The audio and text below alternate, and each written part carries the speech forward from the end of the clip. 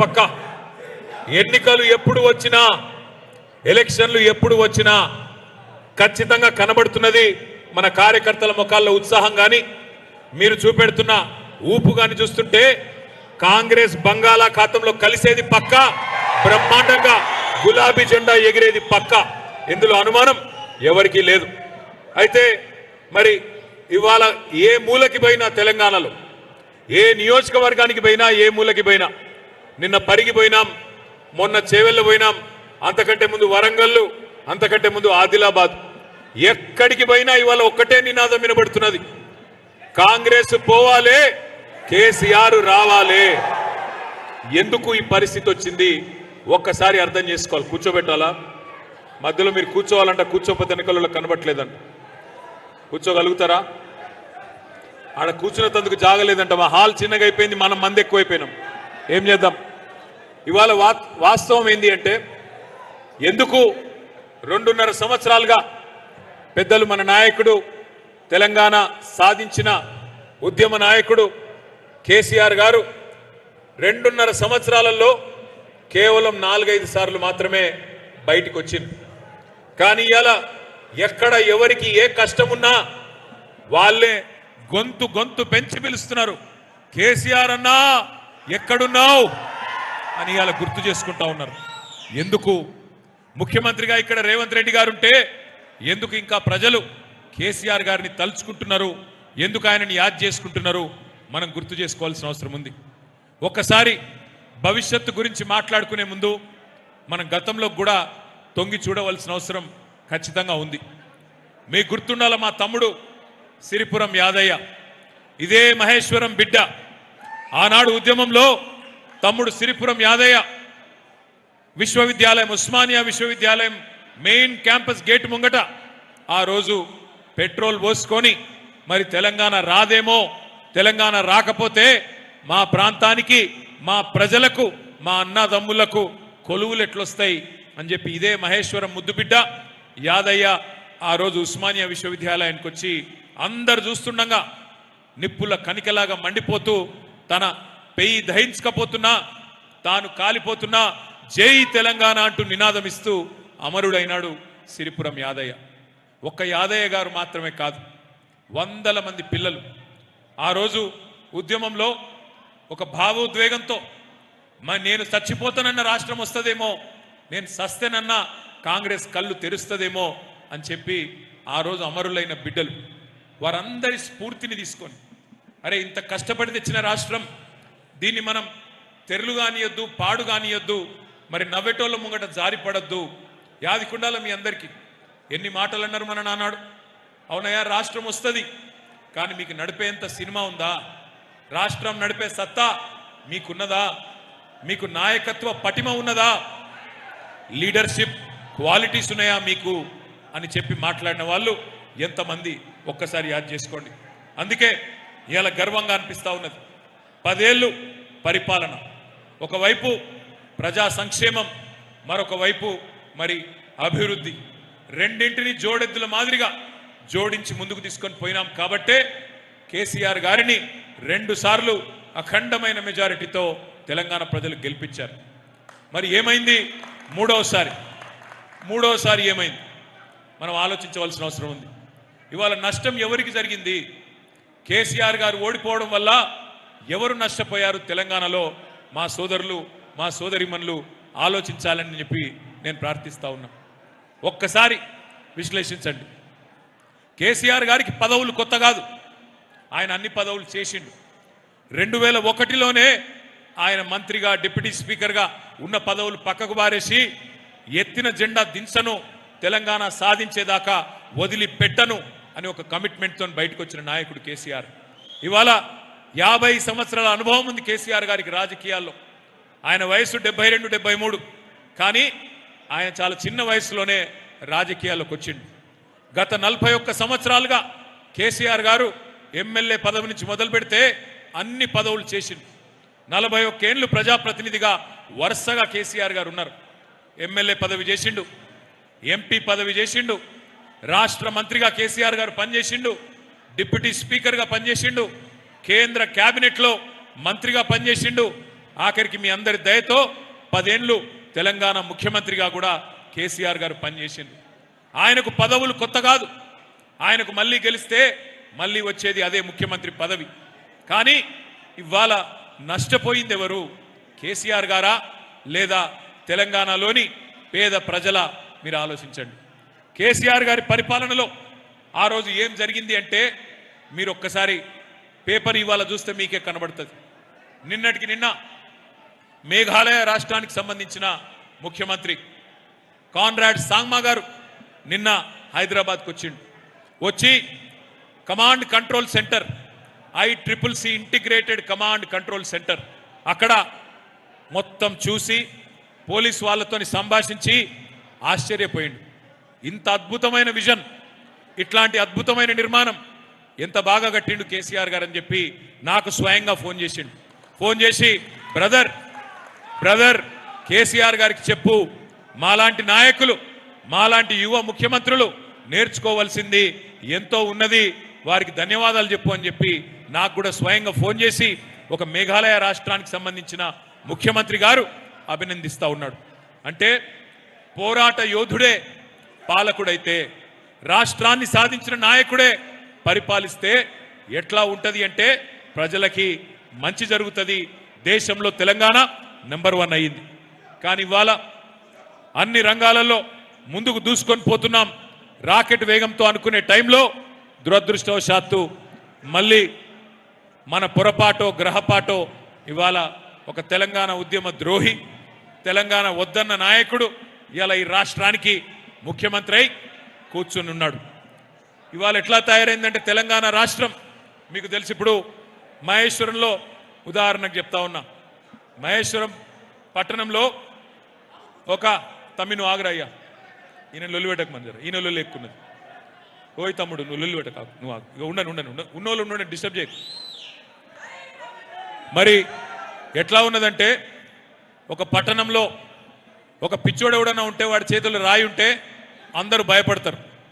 అయ్యో ఆ పిచ్చోడు ఉన్నాడు, అటు దిక్కు పోతే ఏడ రాయేస్తాడో అని చెప్పి భయపడతారు. కొద్దిగా పైలంగా ఉండాలని చెప్పి దూరం ఉంటారు.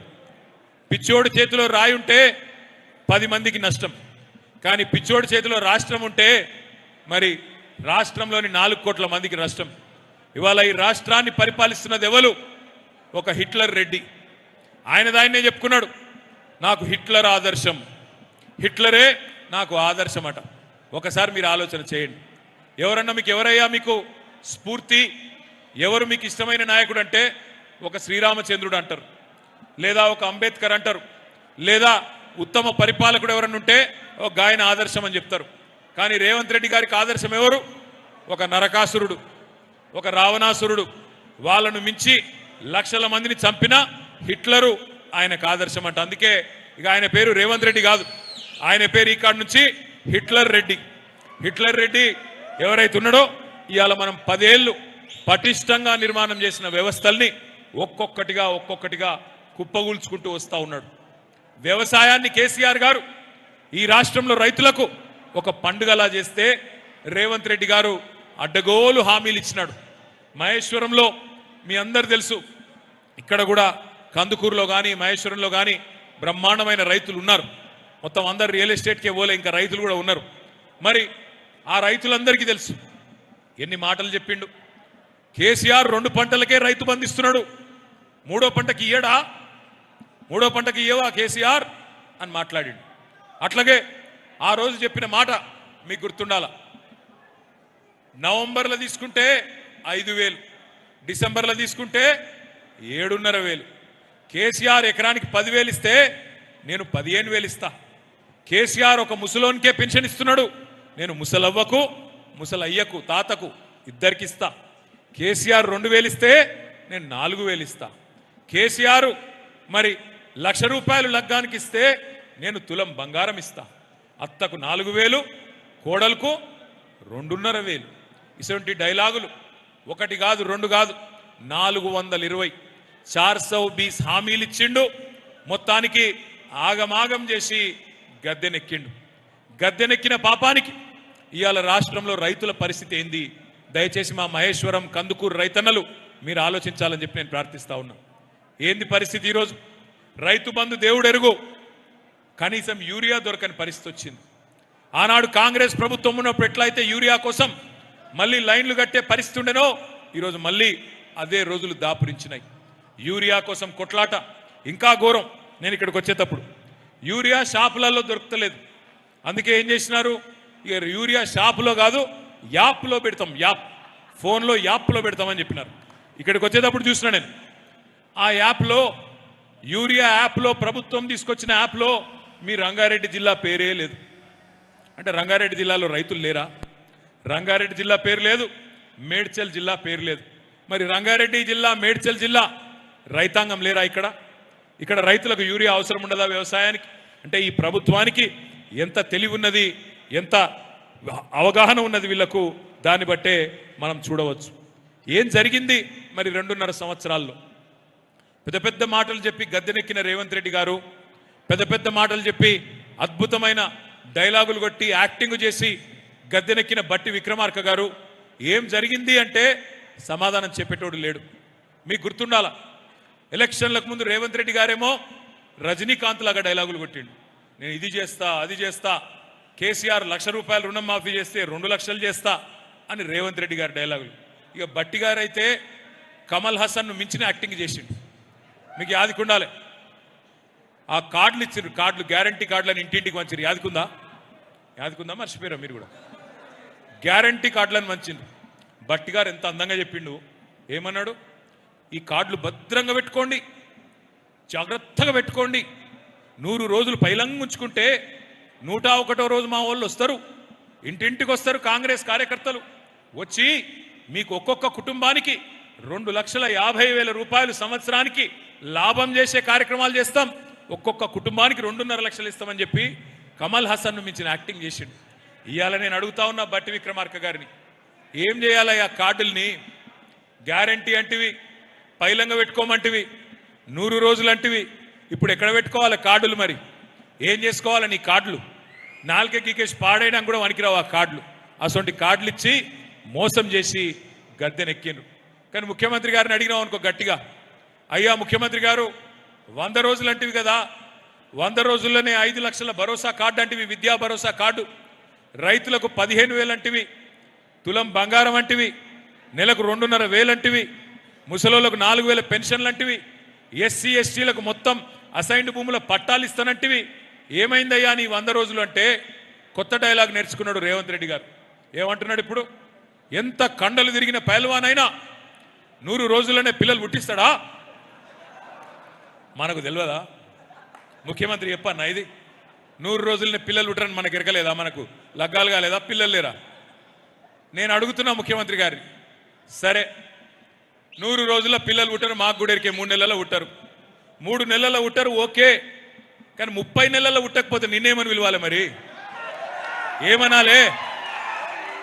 నువ్వే చెప్తావు కదా 3 నెలలని. ఎవడు అడిగిండు నిన్ను? ఎవడు చెప్పమన్నాడు నిన్ను? ఎవడు పెద్ద పొంకనాల పోతిరెడ్డి లెక్క నరుకుమన్నాడు? ఇవాళ వచ్చేమో 3 నెలలనే అయిపోతుందా? ఇంకొక పచ్చి అబద్ధం నేర్చుకున్నాడు. ఏమన్నంటే వెనకటికి ఎవడో ముఖం బాగాలేకపోతే అద్దం బల కొట్టిండట. ఆయన ముఖం బాగలేదు, ఎవడో అన్నాడు ఏమరా నీ ముఖం గిట్లున్నదని, ఆయన కోపం వచ్చి అద్దం బల కొట్టిండు. రేవంత్ రెడ్డి గారికి పరిపాలన చేత అయితే లేదు, ఏమి ఇయనీకి వస్తలేదు. అరే కేసీఆర్ ఉన్నప్పుడు కరెంటు మంచిగా ఉండే, మంచినీళ్ళు చక్కగా వస్తుండే, రైతు బంధు టైంకి పడుతుండే, యూరియా టైంకి పడుతుండే, ఎక్కడ దొరికినవరా అయ్యా నువ్వు అంటే ఏమన్నా మాట్లాడితే ఒకటే డైలాగ్, మొత్తం కేసీఆర్ అప్పుల పాలు చేసిపోయింది, దివాలా అయిపోయింది, మొత్తం లంకె బిందెలు ఉంటాయనుకొని వచ్చినా ఇక్కడ లంకె బిందెలు లేవు, ఏం చేయాలి అని మాట్లాడుతున్నాడు. ఒక మాట మాత్రం దయచేసి మీరందరూ జాగ్రత్తగా వినాలి, ఎందుకంటే ఇది కాంగ్రెస్ వాళ్ళు చేస్తున్న ఒక దుష్ప్రచారం, అబద్ధపు విష ప్రచారం. కేసీఆర్ గారి ప్రభుత్వం 10 ఏళ్లలో చేసిన మొత్తం అప్పు రేవంత్ రెడ్డి గారేమో 8 లక్షల కోట్లు అంటాడు, బట్టి 7 లక్షల కోట్లు అంటాడు, ఇంకొక ఆయన 6 లక్షల కోట్లు అంటాడు శ్రీధర్ బాబు. అసలు ఎంత అయ్యా అంటే పార్లమెంటులో కేంద్ర ప్రభుత్వం ఆర్బీఐ దగ్గర లెక్కలు తీసుకొని మరీ చెప్పింది. మనం అధికారంలోకి వచ్చిన నాడు జూన్ 2, 2014 నాడు ఈ రాష్ట్రం నెత్తి మీద ఉన్న అప్పు, తెలంగాణ రాష్ట్రం పుట్టినాడు 72,000 కోట్లు. మనం దిగిపోయిన నాడు ఈ రాష్ట్రం నెత్తి మీద ఉన్న అప్పు 3,52,000 కోట్లు. అంటే మన ప్రభుత్వం 10 ఏళ్లలో చేసిన అప్పు 2,80,000 కోట్లు మాత్రమే. అంటే సంవత్సరానికి 28,000 కోట్ల అప్పు మనం చేసినాం. సరే, అప్పు చేసిండు కేసీఆర్. అప్పు చేసి ఏం చేసిండు అంటే మన ఎస్సీ ఎస్టీ బీసీ మైనారిటీ పిల్లలకి 1022 గురుకుల పాఠశాలలు పెట్టి 6.5 లక్షల మంది పిల్లలకి 1,20,000 రూపాయల చొప్పున ఖర్చు పెట్టి మంచి చదువు చెప్పిండు కేసీఆర్. మైనారిటీ పిల్లలు ఉంటారు, ఆడపిల్లలు కావచ్చు మగ పిల్లలు కావచ్చు, 204 పాఠశాలలు పెట్టిండు కేసీఆర్, గురుకుల పాఠశాలలు. అప్పు చేసిండు కేసీఆర్. చేసి ఏం చేసిండు? బ్రహ్మాండంగా ఆనాడు మీరు కరెంటు కష్టాలలో ఈ రాష్ట్రాన్ని ఇడిచిపెట్టిపోతే కేసీఆర్ గారు వచ్చినాక 1,00,000 కోట్లు ఖర్చు పెట్టి కొత్త సబ్ స్టేషన్లు, కొత్త లైన్లేసి 24 గంటల కరెంట్ ఇచ్చి 6 దశాబ్దాలుగా కాంగ్రెస్ పార్టీ చేయలేని పనిని 6 నెలలు చేసి చూపెట్టిండు కేసీఆర్. ఎస్, కేసీఆర్ గారు అప్పు చేసిండు. చేసి 14 లక్షల మంది ఆడబిడ్డలకి మేనమామలాగా 1,00,000 రూపాయలు ఇచ్చి కళ్యాణ లక్ష్మి షాదీ ముబారక్ పేరు మీద పెళ్లిళ్ళు చేసిండు కేసీఆర్. అవును, కేసీఆర్ అప్పు చేసిండు. చేసి మన రంగారెడ్డి జిల్లాకి, పక్కనే ఉన్న పాలమూరు జిల్లాకి మరి శాశ్వత పరిష్కారం, ఈ ప్రాంత రైతాంగానికి శాశ్వత ఉపశమనం, పాలమూరు రంగారెడ్డి ఎత్తిపోతల పథకాన్ని 90% పూర్తి చేసి 30,000 కోట్లు ఖర్చు పెట్టిండు కేసీఆర్. అవును, కేసీఆర్ అప్పు చేసిండు. చేసి ఏం చేసిండు? 70 లక్షల మంది రైతుల ఖాతాల్లో 72,000 కోట్లు నాట్లేసే టైంకి టింగు టింగు టింగు మని రైతు బంధు పడేటట్టు చేసిండు కేసీఆర్. అవును, కేసీఆర్ అప్పు చేసిండు. 70 లక్షల మంది రైతులకు 2 దఫాలుగా 1,00,000 చొప్పున 30,000 కోట్ల రూపాయలు వేసి రుణమాఫీ చేసిండు కేసీఆర్. అవును, కేసీఆర్ అప్పు చేసిండు. వికారాబాద్ జిల్లా చేసిండు, మేడ్చల్ జిల్లా చేసిండు, కలెక్టరేట్లు కట్టిండు, ఎస్పీ కార్యాలయాలు కట్టిండు. అన్నిటికీ మించి ఒక్కొక్క జిల్లాలో ఒక్కొక్క మెడికల్ కాలేజు, ఒక్కొక్క నర్సింగ్ కాలేజు ప్రభుత్వ రంగంలో ఏర్పాటు చేసిండు కేసీఆర్. అంటే కేసీఆర్ గారు అప్పు చేస్తే ఒక కాళేశ్వరం కట్టిండు. కేసీఆర్ అప్పు చేస్తే 1,00,000 డబుల్ బెడ్రూమ్ ఇల్లు కట్టిండు. కేసీఆర్ అప్పు చేస్తే ఇన్ని ప్రాజెక్టులు, ఇన్ని పనులు చేసిండు. 200 రూపాయల పెన్షన్ ని కేసీఆర్ గారు 2,000 రూపాయలు చేసిండు, 10 రెట్లు పెంచిండు. కేసీఆర్ అప్పు చేసి ఏం చేసిండంటే ఇంకో గంట చెప్తా నేను, గన్ని పనులు చేసిండు. నేను ఇవాళ రేవంత్ రెడ్డి గారిని అడుగుతా ఉన్నా, నువ్వు 4 లక్షల కోట్లు అప్పు చేసినావు ఈ 2.5 ఏళ్లలో, ఏం చేసినావు మరి? 4 లక్షల కోట్లు ఏడబైనాయి ఆ పైసలు? కనీసం రైతులకి కొనుగోలు కేంద్రాలలో సంచులిచ్చే ముఖం లేదు నీకు, యూరియా ఇచ్చే తెలివి లేదు, కొనుగోలు కేంద్రాలలో కనీసం సంచులిచ్చే తెలివి లేదు. నాకు తెలియక నేను మొన్న ఒక అధికారిని అడిగినా, అయ్యా మరి సంచులు కూడా లేవట, రైతులు బాధపడతాన్రు, ఆ వడ్లు కొనే కాడ ఏడవైనాయి ఆ సంచులు అంటే, మీకు తెలియంది ఏముంది సార్, మొత్తం ఢిల్లీకి పోయినాయి సార్ సంచులు అన్నీ అన్నాడు. సంచులు మొత్తం ఢిల్లీకి పోతున్నాయట. కేసీఆర్ గారేమో 72,000 కోట్లు కేసీఆర్ గారు రైతుల ఖాతాల్లో వేస్తే రేవంత్ రెడ్డి గారు కూడా ఒక రికార్డు సృష్టించిండు. 30 నెలల్లోనే 72 సార్లు ఢిల్లీకి మాత్రం పోయి వచ్చిండు. ఏం చేసినవా ఢిల్లీలో అంటే, 72 పైసలన్నా తెచ్చినవా అంటే, తెచ్చుడు ఎక్కడిది, ఇచ్చొచ్చుడే ఉన్నది మొత్తం.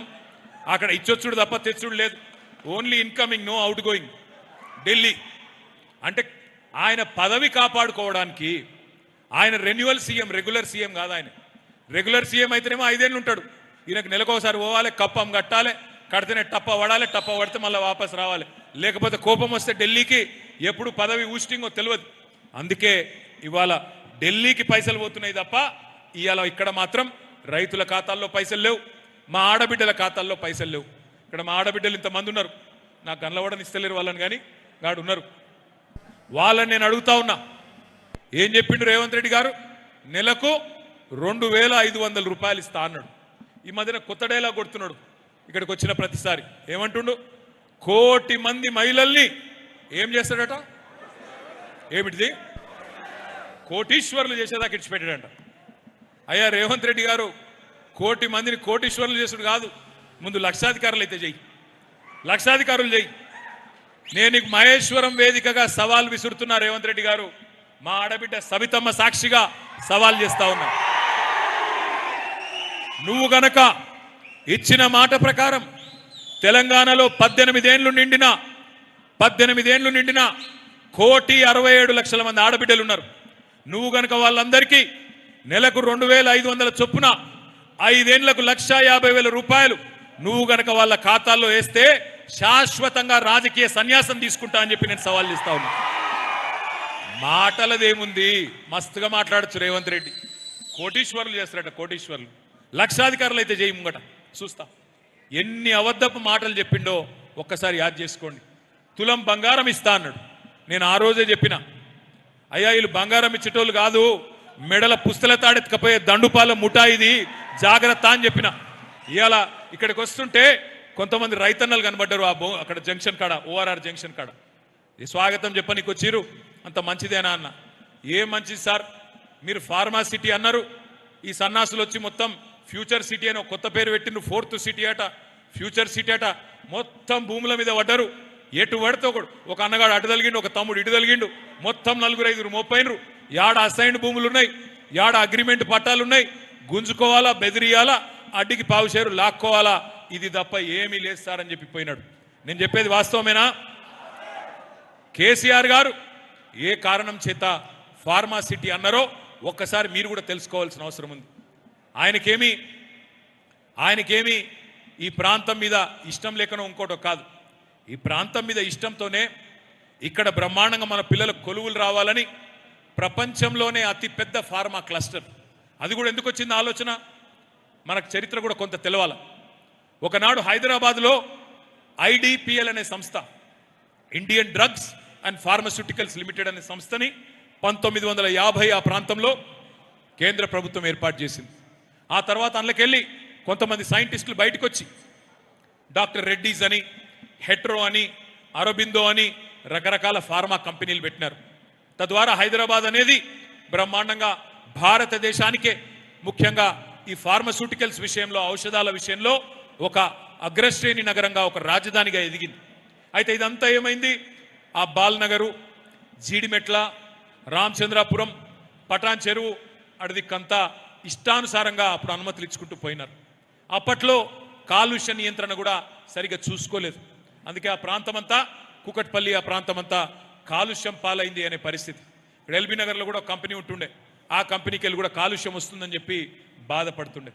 అందుకే కేసీఆర్ గారు ఆలోచన చేసినాడు, ఇట్లా కాదు, దీనికి శాశ్వత పరిష్కారం ఉండాలి, హైదరాబాద్లో పిల్లల కొలువులు రావాలి, ఫార్మాస్యూటికల్ ఇండస్ట్రీ కూడా మంచిగా ఉండాలి.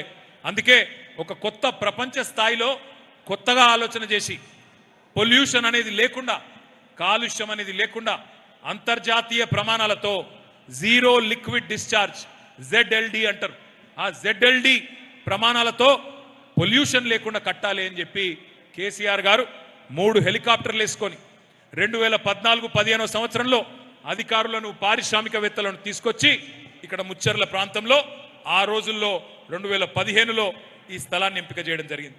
ఎందుకోసం, అక్కడి పరిశ్రమలన్నింటినీ కూడా ఇక్కడ ముందు కాలుష్యం లేకుండా చేసి, ముందే మొత్తం అంతర్జాతీయ స్థాయి ప్రమాణాలతో నిర్మాణం చేసి, కాలుష్యం వెదజల్లేదానికి అవకాశం లేకుండా, పటాన్ చెరువులోనో, రామచంద్రాపురంలోనో, జీడిమెట్లలో జరిగిన నష్టం భవిష్యత్తులో ఇక్కడ జరగకుండా, ఈ ప్రాంతంలో పిల్లలకు ఉద్యోగాలు వచ్చే విధంగా, 5 లక్షల మందికి ఉద్యోగాలు వచ్చే విధంగా అంతర్జాతీయ ప్రమాణాలతో ఒక హైదరాబాద్ ఫార్మా సిటీ అనే దానికి 7 ఏళ్లు కష్టపడి రైతులను ఒప్పించి మెప్పించి, వాళ్ళు నిరసనలు చెప్తుంటే కూడా ఇటు సబితమ్మ, అటు మంచిరెడ్డి కిషన్ రెడ్డి గారు పాపం అవస్థలు పడి ఒప్పించి మెప్పించి 14,000 ఎకరాలు వారి నుండి మహేశ్వరం మరియు ఇబ్రహీంపట్నం కాన్స్టిట్యున్సీలో మనం సేకరించుకున్నాం. దేనికోసం, మన పిల్లల భవిష్యత్తు మంచిగా ఉండాలి.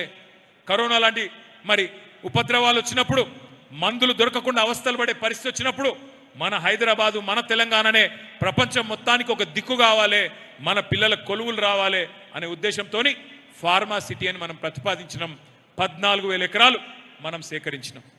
ఇవాళ ముఖ్యమంత్రి గారు ఏం చేస్తున్నారు, మొత్తం ఇక్కడికి వచ్చి అధికారంలోకి రాగానే ఫార్మా సిటీ రద్దు. ఇక్కడికి మనం ఆనాడు ఫార్మా సిటీ కోసం భూములు తీసుకుంటునే క్రమంలో ఆ రోజు కాంగ్రెస్ నాయకులంతా ప్రజలను రెచ్చగొట్టే విధంగా ఏం మాట్లాడినారో ఒక్కసారి మీరు చూడాలని చెప్పి నేను కోరుతా ఉన్నా. ఆ వీడియో ప్లే చేయాలని చెప్పి మా తమ్ముళ్ళని కోరుతా ఉన్నా. 100% మేము పబ్లిక్ మీటింగ్నే చెప్పినాం, మేము కాంగ్రెస్ పార్టీ అధికారానికి వస్తే ఇది రద్దు చేస్తాము, ఫార్మా సిటీ ఇక్కడ రావడానికి లేదు. మేము ఫార్మా సిటీ రద్దు చేస్తామని ఎన్నికల ముందు మా మేనిఫెస్టోలో పెట్టినాం. పూర్తిగా రద్దు చేసే కార్యక్రమమే కాంగ్రెస్ పార్టీ తీసుకుంటుంది. పూర్తిగా రద్దు చేసేటువంటి మాటనే నిన్న మా ముఖ్యమంత్రి గారు చెప్పినారు.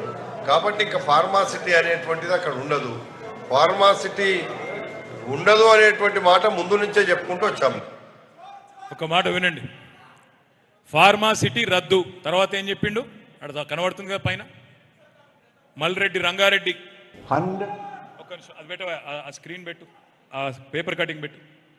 ఫార్మాసిటీ రద్దు చేసి కోమటిరెడ్డి వెంకటరెడ్డి గారు, సీతక్క గారు, డిప్యూటీ సీఎం బట్టి విక్రమార్క గారు, వీళ్ళందరూ కోదండరెడ్డి గారు, మల్రెడ్డి రంగారెడ్డి గారు అందరూ చెప్పిన మాట ఏంది? రద్దు చేసి ఆ భూములు తిరిగి రైతులకు ఇచ్చేస్తాం, ఆ భూములు తిరిగి రైతులకు ఇచ్చేస్తామని చెప్పినారు. కానీ ఇవాళ ఏం డ్రామాలు ఆడుతున్నారు? ఆ రైతులందరికీ ఇప్పుడు భూములు వెనకకి ఇయ్యరంట. ఆ మల్రెడ్డిది పెట్టు స్టేట్మెంట్, మల్రెడ్డి రంగారెడ్డిది పెట్టు, నెక్స్ట్ లాస్ట్ పెట్టు. ఏం చెప్పినారు అంటే మాటనే నిన్న మా ముఖ్యమంత్రి గారు చెప్పినారు. కాబట్టి ఇంకా ఫార్మాసిటీ అనేటువంటిది అక్కడ ఉండదు. ఫార్మాసిటీ ఉండదు అనేటువంటి మాట ముందు నుంచే చెప్పుకుంటూ వచ్చాము. ఫార్మాసిటీ భూములను పేదలకు తిరిగి ఇస్తాం. ఇప్పుడు ఇంచన్ని ఇచ్చిండ్రా, గజం కాదు ఇంచు భూమి వెనుకకి ఇచ్చిర్రా. ఇప్పుడు ఏం చేస్తున్నారు? మొత్తం రియల్ ఎస్టేట్ దందా. ముఖ్యమంత్రి, ఆయన బంధువులు, ఆయన కాంగ్రెస్ నాయకులు, చిన్నోడు లేచినోడు లేవనోడు, చిన్నోడు పెద్దోడు అందరూ ఇవాళ మొత్తం ఒకటే పనులు ఉన్నారు. ఎట్లా భూములు గుంజుకోవాలి? 16-14 వేల ఎకరాలు కాదట, ఇప్పుడు 30,000 ఎకరాలట. ఇదివరకేమో బిల్డప్ ఇచ్చి భూములు వెనకకి ఇస్తామని చెప్పి ఫార్మాసిటీని రద్దు చేస్తామని చెప్పి ఇవాళ ఫ్యూచర్ సిటీ అని పొంకనాలు కొడుతున్నాడు. అమెరికాను మించిన నగరం కడతా అంటున్నాడు. ఇవాళ నేను ఒకటే మాట అంటున్నా, ఆయన ఫ్యూచర్కే దిక్కులేదు. రాహుల్ గాంధీ కోపం వస్తే రేపో మాపో అడ్రస్ లేకుండా పోతాడు. ప్రజలకు కోపం వస్తే ఎప్పుడు బంగాళాఖాతంలో కాంగ్రెస్ పార్టీని ఎత్తేస్తారో వాళ్ళకే తెలియదు. అట్లాంటిది ఈయనంట ఫ్యూచర్ సిటీ కడతా. ఇటువంటి పొంకనాలు మస్తుగా విన్నాం. ఒకటి మాత్రం పక్కా, ఫార్మా సిటీకి సంబంధించినంత వరకు మన విధానం స్పష్టంగా ఉన్నది. ఆ రోజు భూసేకరణ ఏదైతే జరిగిందో అది ఖచ్చితంగా ఫార్మా సిటీ కోసం మాత్రమే జరిగింది. ఇంకా ఏ రకంగా కూడా అక్కడ నేను జూ పార్క్ పెడతా, డేటా సెంటర్ పెడతా, ఇంకోటి పెడతా, రియల్ ఎస్టేట్ దందా చేస్తా, మా అల్లునికి ఇంత ఇస్తా, మా తమ్మునికి ఇంత ఇస్తా అంటే బీఆర్ఎస్ పార్టీ ఊరుకోదు, చట్టం ఒప్పుకోదు. చట్ట ప్రకారం కూడా మీరు చేసేది తప్పు. అందుకే నేను విజ్ఞప్తి చేస్తా ఉన్నా, అక్కడ పెట్టుబడి పెట్టాలని చెప్పి ఎవరినైతే ఇవాళ ముఖ్యమంత్రి గారు కాళ్ళు వేళ్ళు పట్టుకొని తిరుగుతున్నాడో, గడ్డాలు పట్టుకుంటున్నాడో వాళ్ళందరికీ నేను చెప్తా ఉన్నా, మీరు గనక లా చూసుకోకుండా, చట్టం చూసుకోకుండా ఇష్టానుసారంగా పోతే నష్టపోయేది మీరే, గుర్తుపెట్టుకోమని చెప్పి కూడా నేను కోరుతా ఉన్నా. ఇంకొక మాట కూడా నేను మీ అందరినీ ప్రార్థిస్తా ఉన్నా. ఇవాళ ఒక ఫార్మాసిటీ విషయమే కాదు, మొత్తంగా ఇవాళ ఈ రాష్ట్రంలో వికాసం పోయింది, విషాదం వచ్చింది, విధ్వంసం వచ్చింది. హైడ్రా పేరిట దుర్మార్గం, కేసీఆర్ కిట్టు పోయింది, కరెంటు కట్టు మళ్ళీ వచ్చింది, రైతు బంధు పోయింది, రాహుల్ బంధు తిరిగి చాలైంది. అన్ని రకాలుగా ఇవాళ మనం పెట్టిన పథకాలకు పాతర వేసి కుంభకోణాల జాతర ప్రారంభమైంది. నేను మీకు అందరినీ ప్రార్థించేది ఒకటే, మీ అందరి మనసులో ఏముందో నాకు తెలుసు. మళ్ళీ తిరిగి గులాబీ జెండా ఎగరాలే, మళ్ళీ తిరిగి ఖచ్చితంగా కేసీఆర్ ముఖ్యమంత్రి కావాలి.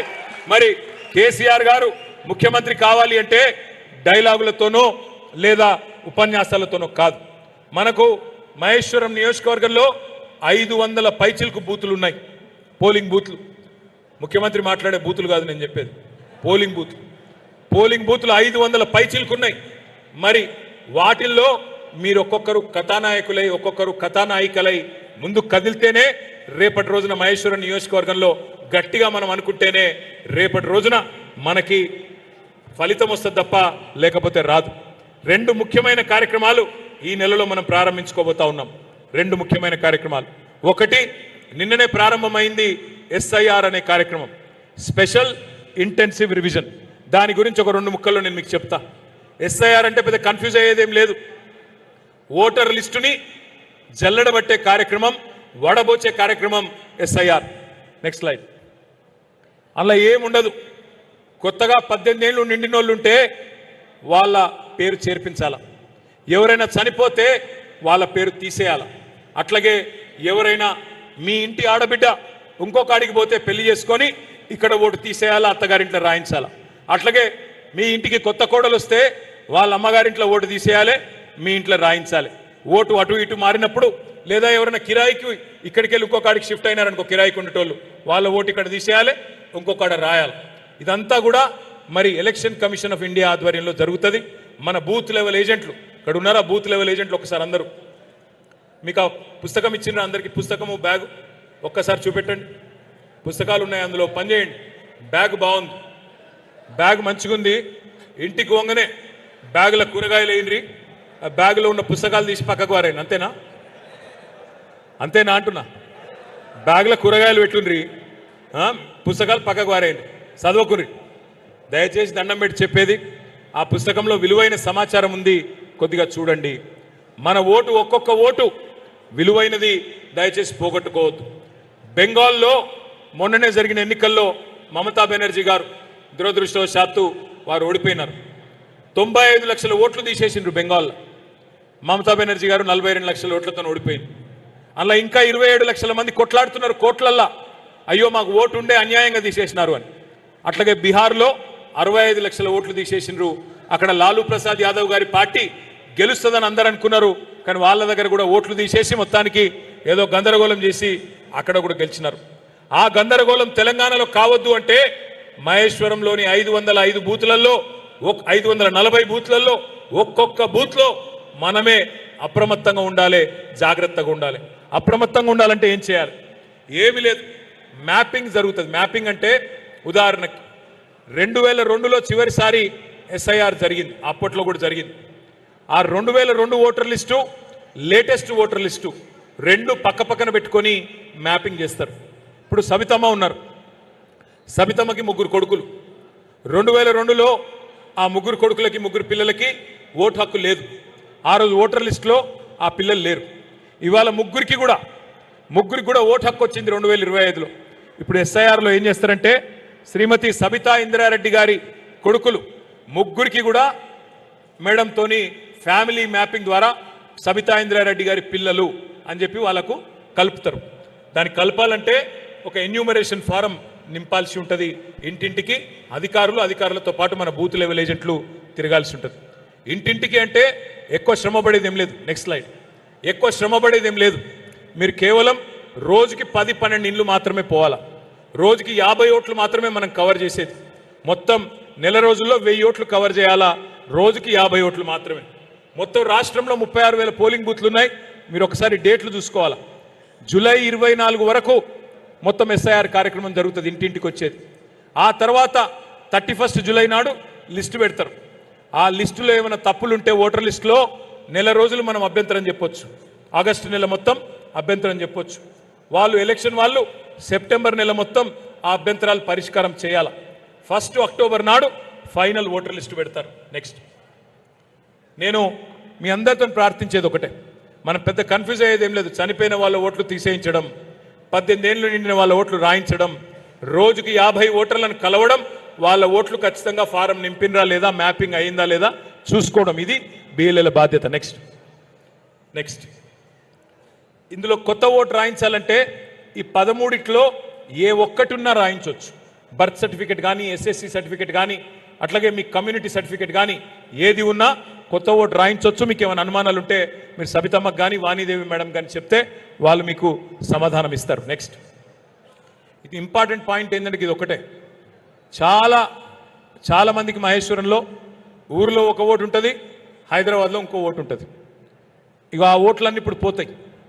ఒకటే ఓటు ఉండాలి. ఒక మనిషికి 1 కంటే ఎక్కువ ఓట్లుంటే సంవత్సరం జైలు శిక్ష పడే అవకాశం ఉంది ఎస్ఐఆర్ చట్టం ప్రకారం. 1 ఓటు కంటే ఎక్కువ ఓట్లుంటే సంవత్సరం జైలు శిక్ష పడే అవకాశం ఉంది. కాబట్టి జాగ్రత్తగా దయచేసి చూసుకోవాలని ప్రార్థన. నెక్స్ట్, కాదు ఎవరైనా సరే ఒకటే ఓటు ఉంటుంది, వీళ్ళు వాళ్ళని కాదు, ఎవరిదైనా ఒకటే ఓటు. నెక్స్ట్, అందరికి ఇప్పుడు మీకు ఇచ్చిన దానిలో ఈ హ్యాండ్ బుక్ ఉన్నది, దాంతోపాటు ఇంకొక వర్క్ బుక్ కూడా మీకు ఇస్తారు. Next slide. ఇందులో ఏముంటుందంటే మీ కాన్స్టిట్యున్సీలో డబల్ ఓట్లు ఉన్నోళ్ళు ఎంతమంది, అది మీకు అందరికీ కూడా సబితమ్మ గారి ద్వారా మీకు లిస్టు నేను పంపిస్తాను. మీరు దయచేసి చూసుకోవాలా, బూతులు తిరిగేటప్పుడు ఎంతమందికి అట్లా డబల్ ఓట్లు ఉన్నాయి చూసుకోవాలా. చూసుకొని అవి లేకుండా చూసుకోవాలా, వాళ్ళు ఫామ్ నింపినరా లేదా, ఎట్లా మ్యాపింగ్ అయిందా లేదా చూసుకోవాలా. లాస్ట్ లైన్ అందరు గుర్తుపెట్టుకోవాల్సింది, కేసీఆర్ గారు గెలవాలా, మళ్ళీ గులాబీ జెండా ఎగరాలా అంటే ప్రతి ఓటు విలువైందే, ప్రతి బూతు విలువైందే. నేల విడిచి సాము చేయకండి. మీరు మీ బూత్లో కనుక మెజారిటీ తెస్తే 540 బూతులలో మెజారిటీ వస్తే సబితమ్మ రేపు 1,50,000 ఓట్లతో గెలవదా మెజారిటీతో? ఆ పని మీరు చేయాలి. ఇప్పుడు మనం కరెక్ట్గా పని చేసుకుంటే ఏ యుద్ధము లేనప్పుడు సైనికుడు కనుక అస్త్రశస్త్రాలు సరిగ్గా చేసుకున్నాడు అనుకో, యుద్ధం అల్కగా అవుతుంది. ఒక గదే నేను చెప్పే ప్రయత్నం చేస్తా ఉన్నాను. అట్లాగే మన సభ్యత్వ నమోదు కార్యక్రమం కూడా ఒక్క నిమిషంలో నేను మీకు చూపెడతాను. కొత్తగా ఒక యాప్ తీసుకొచ్చినాం మనం కూడా పార్టీ తరఫున. ఇది యూరియా యాప్ లెక్క కాదు, మంచి యాప్. ఇందులో ఏముంటుందంటే చాలా సింపుల్గా మీకు పుస్తకాలలో రాసే అవసరం లేకుండా 4-5 మరి నెక్స్ట్ స్లైడ్ 4-5 స్లైడ్స్లోనే 4-5 స్క్రీన్స్లోనే మీకు మెంబర్షిప్ అయిపోతుంది. ఉదాహరణకి మీరు తిరిగే క్రమంలో మీ బూత్లో మీరు ఒక వ్యక్తి, వాళ్ళు ఎవరైనా కావచ్చు, మా లక్ష్మీ నరసింహారెడ్డి కావచ్చు, లక్ష్మీ నరసింహారెడ్డి గారి పేరు, లేదా మా క్యామ మల్లేష్ గారు కావచ్చు, క్యామ మల్లేష్ అన్న పేరు ఎక్కియాలంటే ఆడ ఓంగని అడగాల, అన్న మీ పేరేంది, నువ్వు చేరుతావా పార్టీలా? చేరుతా అంటే నా పేరు మల్లేష్ అని కొట్టాలా. కొట్టగానే ఆ ఊర్లో ఉన్న మల్లేష్ అందరూ వస్తారు. క్యామా మల్లేష్ గుర్తుపట్టాలా, ప్రెస్ చేయాలి, క్లిక్ చేయాలి. చేయగానే మొత్తం క్యామ మల్లేష్ గారి వివరాలన్నీ యాప్లోకి వచ్చేస్తాయి. ఆయన పేరు, ఇంటి పేరు, అడ్రస్సు అవన్నీ ఓటర్ లిస్టులకు వెళ్ళినకు ఆటోమేటిక్గా వచ్చేస్తాయి. వచ్చినాక మల్లేష్ అన్న ఫోన్ నెంబర్ అడగాల మీరు. అన్న ఫోన్ నెంబర్ చెప్పు. ఫోన్ నెంబర్ చెప్తాడు. ఫోన్ నెంబర్ కొట్టగానే ఓటీపీ పోతుంది ఆయనకు. ఓటీపీ అంటే తెలుసు కదా, ఏమిటిది? చాలా ఫాస్ట్ ఉన్నారు మీరంతా. 1 టైం పాస్వర్డ్ పోతుంది, అది కొట్టాలా, ఫోన్ నెంబర్ వచ్చేస్తుంది. అప్పుడు ఫోటో కొట్టాలా, అదే యాప్లో ఫోటో కొట్టాలా. ఎందుకంటే మనం రేపు ఐడెంటిటీ కార్డు ఇవ్వతా ఉన్నాం, అది కూడా చూపెడతాం మీకు. లాస్ట్కు ఒక డేంజర్ బటన్ కూడా పెట్టినాం. చాలాసార్లు మెంబర్షిప్లు ఏం చేస్తారు మన వాళ్ళు అంటే, ఎక్కడో లెక్కనే ఇళ్లలో కూర్చొని రాసేస్తారు. అరే ఆ మల్లేష్ మనోడేనా, ఆ సురేందర్ మనోడేనా, ఆ లచ్చా నాయక్ మనోడేనా, ఆ రాజు నాయక్ మనోడేనా, రాయి అని చెప్పి రాసేస్తారు. ఈసారి అట్లా కాదు. మీరు యాడున్నారు తెలుసుకునేందుకు, నిజంగా తిరిగి చేసిరా ఇంట్లో కూర్చొని చేసిరా తెలుసుకునేందుకు ఒక GPS బటన్ పెట్టినాం. ఆ బటన్ కొడితే మీరు కరెక్ట్గా ఎక్కడున్నారు, హైదరాబాద్లో ఉండి నాకు కథలు చెప్తుర్రా లేదా మహేశ్వరంలో నిజంగా తిరుగుతున్నారో తెలిసిపోతుంది. కాబట్టి ఇల్లు తిరిగి చేసేటోళ్ళే, ఓపికన్నోళ్ళే ఆ ట్రైనింగ్ తీసుకోవాలా. దయచేసి జాగ్రత్తగా ఈ కార్యక్రమం చేసుకోవాలా. Next slide. ఈ ఐడి కార్డు మీ అందరికీ గుర్తింపు కార్డు ఇవ్వడం జరుగుతుంది. ఎందుకు గుర్తింపు కార్డు? మరి రేపు 2 ఏళ్ళ గవర్నమెంట్ వస్తూనే ఉన్నది. రాగానే మీరు ఏ ఆఫీస్కి పోయినా సల్యూట్ కొట్టి, అరే కేసీఆర్ గారి మనిషి, సబితమ్మ మనిషి వచ్చిండు చూసుకోవాలా మంచిగా అని చెప్పి అధికారులు అనుకోవాలా లేదా? అందుకోసమే ఈ యాప్ కూడా రూపొందించినాం, ఆ గుర్తింపు కార్డు కూడా రూపొందించినాం. నేను మీ అందరినీ ప్రార్థించేది ఒకటే, సబితమ్మ ఒక తల్లిలాగా, ఒక అక్కలాగా మహేశ్వరంలో మిమ్మల్ని అందరినీ చూసుకుంటున్నది. మాకు కూడా అక్క అంటే స్ఫూర్తి. ఎందుకంటే అసెంబ్లీలో 4.5 గంటలు నిలబెట్టిండు అక్కని రేవంత్ రెడ్డి. 4.5 గంటలు. 1 సెకండ్ మైక్ ఇవ్వమంటే ఇవ్వకుండా 4.5 గంటలు నిలబెట్టి అవమానించిండు. కానీ అక్క అధైర్యపడలేదు. మొక్కవోని ధైర్యంతో ఇలా మా అందరికీ ఆదర్శంగా, మా అందరికీ స్ఫూర్తిదాయకంగా నిలబడ్డది మీ అందరి ఆడబిడ్డ, మనందరి ఆడబిడ్డ సబితమ్మ. అందుకే నేను కోరేది మిమ్మల్ని అందరినీ, సబితమ్మ నాయకత్వంలో మహేశ్వరం నియోజకవర్గం మొత్తం తెలంగాణలోనే మెంబర్షిప్లు కానీ SIRలు కానీ నంబర్ 1గా నిలబడాలని చెప్పి మీ అందరినీ కోరుతూ, పేరు పేరున ఇక్కడికి వచ్చేసిన మా సోదరులందరికీ నమస్కారాలు తెలియజేస్తూ, జై తెలంగాణ. ఒక్క కేసీఆర్ గారి నాయకత్వం. థ్యాంక్ యూ అన్న.